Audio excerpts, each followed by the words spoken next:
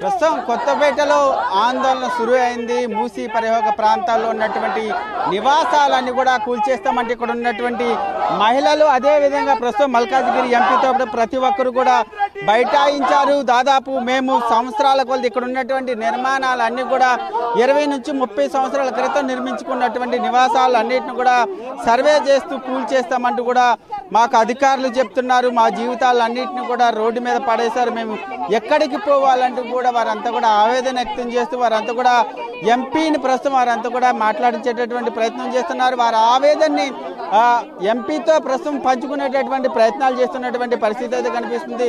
ప్రస్తుతం చూడొచ్చు ఇక్కడ ఉన్నటువంటి మహిళలంతా కూడా ఎంపీతో వారంతా తమ బాధని తమ ఆవేదన వ్యక్తం చేస్తున్నటువంటి పరిస్థితులను ప్రస్తుతం ఇక్కడ ఉన్నటువంటి ఆ మహిళలను మాట్లాడించేటటువంటి ప్రయత్నం చేద్దాం.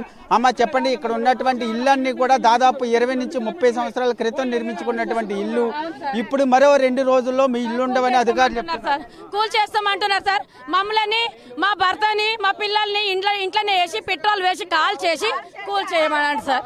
మేము మాత్రం ఇంకొక దగ్గర పోయి సంపాదించుకొని కొనుక్కునే పరిస్థితి లేదు. మేము ఇంకో దగ్గరకు పోయి ఉండే పరిస్థితి లేదు. ఈ అక్క తెలుసు, ఈ చెల్లె తెలుసు, ఈ అన్న తెలుసు, ఈ మామ తెలుసు, ఈ అత్త తెలుసు, ఈ అమ్మ తెలుసు. మేము అందరం ప్రేమతోనే అల్లుకున్న మందిరం. మాకు అన్ని ఇక్కడ సౌలతులు ఉన్నాయని, హాస్పిటల్స్, షాపింగ్ మాల్స్, ఏదైనా పిల్లలకు స్కూల్స్ అన్ని సౌలతులు ఉన్నాయని 25 ఏళ్ల కిందనే 70,000 పెట్టి 100 గజాలు కొనుక్కున్నాం సార్. మేము ఒక 2 రూమ్లు ఒక్కసారి వేసుకున్నాం, మన రెక్కలు ముక్కలు చేసుకొని. మళ్ళా ఆలు కిచెన్ పెంచుకున్నా. మళ్ళీ కింద కిరాయికి ఇస్తే 10,000 ఇస్తే 10,000 వస్తే మాకు శ్వాస జీవితానికి మా ఖర్చులకు అయితే, ఇంటి ఖర్చులకు కానీ మళ్ళీ పైన కట్టుకున్నాము. 2 ఫ్లోర్లు ఈ 2 రోజుల నుండి మార్కింగ్ వేసిపోయారు సార్. మేమేం చేయాలి ఇప్పుడు ఈ టైంలో? నా బిడ్డలు 2 బిడ్డలు సార్. మా బిడ్డల పెళ్లిళ్ళు ఎట్లా చేయాలి? మా బిడ్డలకు అదే ఆస్తి. అమ్మ ఒకటి, పెద్దలు నిర్మించిన నిర్మాణాలకు మాత్రం నోటీసులు ఇస్తున్నారు, 1 రోజులు సమయం ఇస్తున్నారు. మీకు మాత్రం 2 రోజులు ముందు చెప్తున్నారు కూల్ చేస్తామంటున్నారు. మరి దీన్ని ఏ విధంగా? ఈ హైడ్రా వచ్చి 5 గంటల రాత్రి వస్తాం, శనివారం వస్తాం, ఆదివారం వస్తాం అని ఈ పేద ప్రజలు ఏం చేసుకోలేని రేవంత్ రెడ్డికే కోర్టు ఉందా సార్? ఈ పేద ప్రజలకు ఎవ్వరు లేరా? మీలాంటి వాళ్ళందరూ చేయండి సార్ సహకారం. మాకు మోడీ సార్ని ఆపమనండి, చెప్పండి. ఈ హైడ్రా ఆపమనండి. ఈ రేవంత్ రెడ్డి సార్కి ఒక దండం, అందరి ప్రభుత్వాలకు అందరికి ఒక దండం. మమ్మల్ని వదిలేయమనండి గరీబోళ్ళని. మేము మా ఇండ్లలోనే మేము ఉండి చేస్తాం. మా పిల్లలకి ఇదే జీవితం. మా పిల్లలను మేము ఇంట్లోనే సాదుకున్నాం. మా పిల్లలు మమ్మల్ని ఇంట్లోనే సాది పొందబెట్టమనండి. అంతేగాని మాకు ఇంకోటి లేదు సార్. అంతా ఒకటే చెప్తున్నారు, మా ఇళ్ళని కూల్చేయాలనుకుంటే మమ్మల్ని అందరినీ కూడా మేము నిర్మించుకున్నటువంటి నిర్మాణంలోనే కలిపి కూల్చేయండి అనేటటువంటి బాధను మీరు చెప్పండి. అవును సార్, గవర్నమెంట్ అనేది ప్రజలకి హెల్ప్ చేయడానికి సార్, ప్రజల ప్రాణాలు తీయడానికి ఓట్లు వేయరు సార్ వీళ్ళు. ఈ గవర్నమెంట్ ఇలా చేసింది అన్న మంచి పరిపాలన చేస్తాడని చెప్పేసి అందరు కలిసి ఓట్లేస్తారు సార్. ఇది ఎట్లా సార్? ప్రాణాలు తీసే గవర్నమెంట్ ఇంతవరకు రాలేదు సార్. ప్రాణాలు తీసే గవర్నమెంట్ ఇన్ని సంవత్సరాలు నేను పుట్టాక రాలేదు. ఇదే ప్రాణాలు తీసేస్తుంది. అందుకనే సార్ ఒకసారి రేవంత్ రెడ్డి గారు చెప్తున్నా, నిజాయితీగా చేయాలి అంటే మాత్రం ప్రజల కడుపు నిండేలాగా పెట్టండి. లేదా వాళ్ళ ఇళ్ల దగ్గరకు వచ్చి ఇట్లా చేసి మాత్రం దౌర్జన్యంగా వాళ్ళని ప్రాణాలు తీయకండి. పేదలంటే, మధ్యతరగతి వాళ్ళంటే మీకు అలుసా? ఏం సార్, వాళ్ళు కష్టపడి సంపాదించుకొని కట్టుకున్నారు సార్. ఒక్కొక్క ఇటుక పెట్టి కట్టుకున్నారు వాళ్ళు. ఒక్కొక్క ఇటుక పెట్టి కట్టుకున్నారు సార్. అందరంటే అలుసా? కాదు సార్, పేదలంటే అలుసా సార్? హెల్ప్ చేయకపోయినా పర్లేదు సార్. ఇట్లా దౌర్జన్యం చేసి మాత్రం ఇల్లు కూలగొట్టేసి చంపేయద్దు సార్. ఒక గవర్నమెంట్ అవకాశం ఇస్తుంది, ఒక గవర్నమెంట్ పడగొట్టేస్తుంది. ఏ గవర్నమెంట్ నమ్మాలి సార్? ఫ్యూచర్ ఏ గవర్నమెంట్ నమ్మాలి? ఇట్లా ఏమైపోతాం సార్? పిల్లలు ఏమైపోతాం ఇట్లా చేస్తే? హెల్ప్ చేయకపోయినా పర్లేదు సార్. ఇలా నాశనం చేసి ప్రాణాలు తీయొద్దని చెప్పండి రేవంత్ రెడ్డి గారికి. అదే సార్, ఏ ప్రభుత్వం కూడా ఇండ్లు లేని వాళ్ళకు తీసుకొచ్చి ఇండ్లు ఇచ్చి వాళ్ళని ఒక ఇంట్లో ఉంచింది. కానీ ఈ ప్రభుత్వం సార్ ఇంట్లో ఉన్న వాళ్ళని తీసుకుపోయి రోడ్ల పడేస్తా ఉంటుంది. ఎక్కడ సావాలి సార్ మా పిల్లలతోటి? మేము ఎక్కడ హాస్పిటల్ ఉన్నాయి సార్? మాకు జీవనోపాధి ఏంటిది? మేము బతికేది ఎట్లా? మాకు ఇప్పుడు 50 ఏండ్లు వచ్చింది. నా భర్తకి 50+ వచ్చింది. నా ఒక బిడ్డ పెళ్లి అయింది, ఇంకొక పాప పెళ్లికుంది. నా కొడుకు చిన్నవాడు. వాడిని ఎక్కడ బాధ పెట్టను, వాడిని బొంద పెట్టనా? మేము బొంద పెట్టుకోమా? మమ్మల్ని అందరినీ బొంద పెట్టాయి ఆ ఇల్లును కూర్చేయమని చెప్పండి. మాకు ఇది ఒక్కటే ఆధారం ఉంది. మాకు చేతనైన రోజులు, మాకు చేతనైనప్పుడు కట్టింది ఆ ఇల్లు ఒక్కటే. మా కష్టార్జితం ఆ ఇల్లు ఒక్కటే. మా పిల్లలకి ఇచ్చేది ఆ ఇల్లు ఒకటే సార్. మమ్మల్ని రోడ్డు మీద వేస్తే మేము 10 మంది ఎక్కడ పోయి బతుకుతాం? చిన్న పిల్ల మా ఉపాధి ఎక్కడ సార్? మేము ఇక్కడ చేసుకొని బతికేటోళ్ళం సార్. ఎవరి సొమ్ము దోసుకోలేదు, ఎవరి రూపాయలు తెచ్చుకోలేదు. లోన్లు తెచ్చి కష్టపడి కట్టుకున్నాం సార్. ఇదేంది రాక్షస రాజ్యం అయిపోయిందా సార్? మీది మాకు హెల్ప్ చేయండి సార్. మీరు ఇలాంటిది చేయకుండా సార్. నిన్న మేము రాజేందర్ అన్న దగ్గర పోయి ఇట్లా బాగుందంటే మా కోసం వచ్చింది సార్. ఇలాంటి ప్రజలు కావాలి సార్, ఇలాంటి నాయకులు కావాలి సార్. మాకు నువ్వేం నాయకులు సార్? మా ప్రాణాలు తీయడానికి వస్తున్నావా సార్? మమ్మల్ని వండబెట్టి విషయం ఇచ్చి మా మీద నేను ఇళ్ళ పని చేసుకొనుకున్నా సార్. నేను జాగా 150 గజాల జాగా పోతాను సార్. నాకు చిన్న చిన్న పిల్లలు కుంటిదాన్ని సారు. నా భర్తకు లివర్ లేక ఖరాబ్ అయి ఉన్నది. ఆ జాగా పోతాను సార్. 250 కొనుక్కున్నా సార్. ఆ జాగా లేకుండా కూడా జాగా తీసేస్తాను. నువ్వు ఎట్ట బతకాలి సారు చెప్పు. మీ దండాలు పెడతాను. నాకు కుంటిదాన్ని, నా మొగలికి లివర్ ఖరాబ్ అయ్యి ఆయన హాస్పిటల్ పాలవుతారు. ఇక ఆయన పోతే మేము ఏం బతకాలి సార్ చెప్పు. నాకు పిల్లలు చిన్న చిన్న పిల్లలు ఉన్నారు. నేను ఎట్ట బతకాలి? నాకు పింఛన్ లేదు, ఏది ఆయన పోతే నేను ఎట్ట బతకాలి సారు?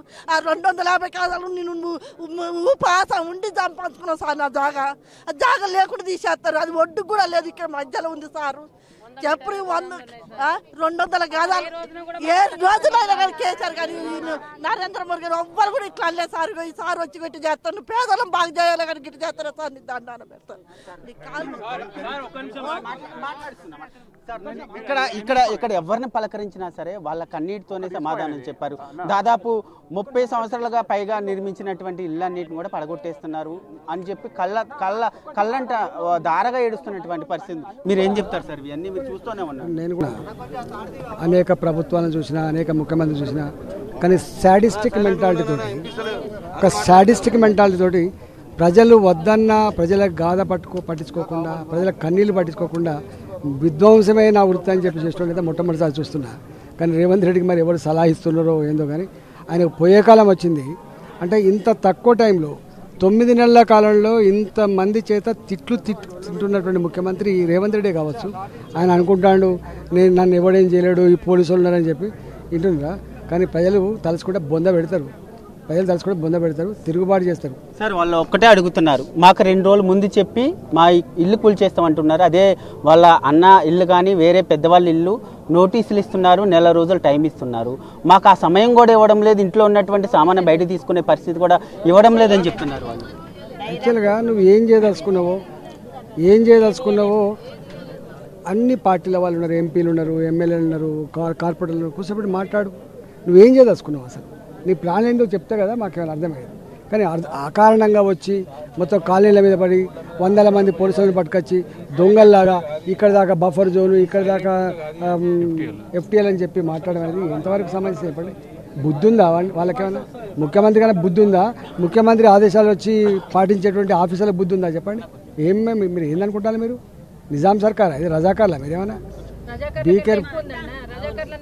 ప్రస్తుతం మనం చూడవచ్చు ఇక్కడ ఉన్నటువంటి నివాసాలకు సంబంధించినటువంటి మహిళలందరితో కూడా ప్రస్తుతం ఎంపీ ఈటెల రాజేందర్ ఇక్కడే రోడ్డు పైన బైఠాయించి వారికి న్యాయం జరగాలి, వారితో పాటు వారికి మేము అండగా ఉన్నామంటూ కూడా వారికి భరోసా కల్పించేటటువంటి ప్రయత్నం చేస్తున్నారు.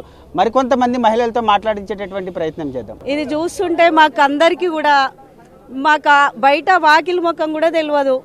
మేము ఇండ్లల్లో ఉండి మహిళలం అంతా చక్కగా మేమందరం కూడా ఎంతో బాగా పూజలు పునస్కారాలు చేసుకుంటా అమ్మవార్లకు కానీ అందరు భక్తులే ఇక్కడ ఉన్నోళ్ళు ఒక సాత్వికంగా ఉంటారు. ఇక్కడ ఏది కూడా తెలియదు. ఇంత కూడా ఒక కర్కోటకంగా ఇంత రాక్షస పాలన జరుగుతుందంటే ఇది ప్రపంచ వినాశనానికని అనిపిస్తుంది.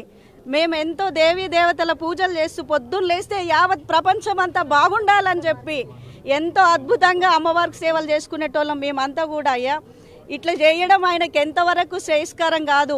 ఇది మంచి పాలన అనిపించట్లేదు, ఇది మంచి కనిపించట్లేదు, ఇది చెడు కనిపిస్తుంది. ఇదంతా ఇలా రక్తం దాగి నువ్వేం చేస్తావు? ఒక రాక్షసునిలాగా, ఒక శనీశ్వరునిలాగా మమ్మల్ని అయితే ఉరుకులు పరుగులు ఎంత దొంగల పాలన అవుతుందంటే ఇది దేశ ద్రోహుల పాలన లాగా మాకు అనిపిస్తుంది. ఒక పాకిస్తాన్తో వానితో యుద్ధం చేసినట్టు అనిపిస్తుంది మాకు.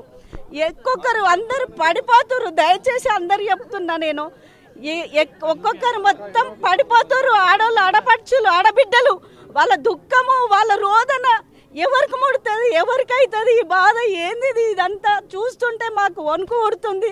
ఒక్కొక్కరు నిద్ర లేదు, చాయ్ లేదు, నీళ్లు లేవు, ఏమీ లేవు. ఇంత రాక్షస పాలన అవుతుంది అనుకోలేదు. ఆయన గెలిస్తే ఆయన కేసీఆర్ బాధ పెట్టినప్పుడు కూడా మంచిగా ఉండాలని మొక్కినాము, మంచిగా కావాలి అందరు మంచిగా ఉండాలని మొక్కినాము. కానీ ఇట్లా అవుతుంది అనుకోలేదు, ఈ రకంగా చేస్తాడని అనుకోలేదు మేము. ఏది కూడా మీరందరూ కూడా మాకు సహకరించి, ఈ పేద ప్రజలకు సహకరించి, ఒక ప్రజాపాలకుడు అంటే, ఒక రాజు అంటే ఒక కన్న బిడ్డల్లాగా పరిపాలించాలి ప్రజలను. ఇట్లా రాక్షసులాగా పీక్క తిని, ఇంత నీచంగా పీక్క తిని, ఇంత అరిష్టానికి ఒడిగట్టుకొని వాడు ఏడబెట్టుకుంటాడు, ఏం చేసుకుంటాడు? ఇంతమంది ప్రజలను నువ్వు అడగవా? నీకు ప్రేమ జాలి లేదా? మనం ఇట్లా చేస్తున్నాము మన అభివృద్ధి కోసం అని. ఎట్లా అయ్యా ఇదంతా? ఏం చేసుకుంటావు చెప్పు? మేము మాత్రం జైలుకి పోనీకి రెడీగున్నాం. లాఠీ చార్జ్ ఏది చేసినా మేమైతే ఒక్కోం. అన్ని రాస్తారు ఒక్కో చేస్తాం, అన్ని చేస్తాం. ఇది భూములు మావి, అసైన్డ్ ల్యాండ్ కాదు. భూములు ఫ్రీగా ఇవ్వలే. ప్రాపర్టీ ట్యాక్స్ ఎందుకు కలెక్ట్ చేసినావు ఇన్నేళ్ళు? ఎఫ్టీఎల్ కిందికి రాదు ఇది, దేని కిందికి రాదు ఇది. ఇండిపెండెన్స్ వచ్చినప్పటి నుంచి ఇప్పటివరకు ఇక్కడ ఒక్క ఇన్సిడెంట్ అయింది లేదు, నీళ్లు కూడా నిలిచింది లేదు ఇక్కడ. మేం ఈ భూమి ఇచ్చే సమస్య లేదు, నువ్వు ఏం చేసుకున్నా పర్వాలేదు. ఈ భూమి మాది, మేము జైలుకి పోనీకి రెడీ ఉన్నాము. అన్ని ఏ ప్రాబ్లమ్స్ అయినా గవర్నమెంట్ క్రియేట్ చేస్తాం, కానీ ఒక్క గజం, ఒక్క ఇంచ్ భూమి మేము ఇయ్యం.